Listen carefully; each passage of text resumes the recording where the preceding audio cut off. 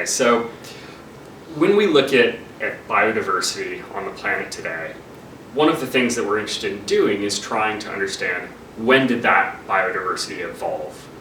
And in the case of the marine realm, so the oceans, the seas, what we can do is many of these animals that live in the seas today have a really excellent fossil record. And so if we want to understand when they diversified, when the variety of shapes and sizes and ecologies that we see today first appeared, we can look into the fossil record to do that. And one group with a really excellent fossil record are the sea urchins. And I study sea urchins in part because they have a really excellent fossil record. And the aim of this paper was to really try and understand, when did sea urchins first diversify?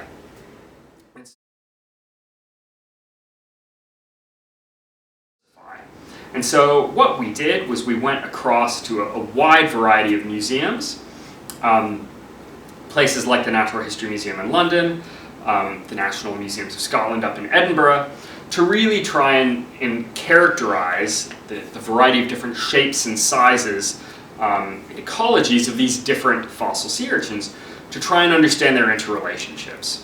And once we did that, we could apply a number of different statistical models to our understanding of their evolutionary interrelationships to try and understand the pace and the timing and when they first diversified. And what we actually found was that sea urchins' first burst of diversification took place around 460 to 470 million years ago.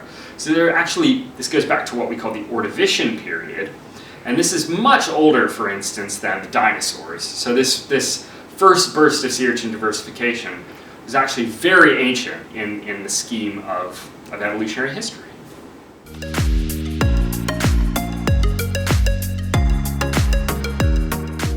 So the interval of time that we were studying in this paper is what's called the Ordovician and Silurian periods.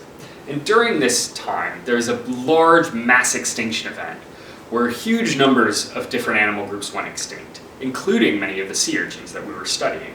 And the reason that it's important to study these ancient mass extinction events is because they're linked to things like changing global temperature, changing seawater chemistry. And these are all things that are taking place right now associated with, biodiversity crisis and global climate change that we see right now in the world today. And so it's really a case where we can go back into the ancient past to try and understand the present, really. The past can inform the present.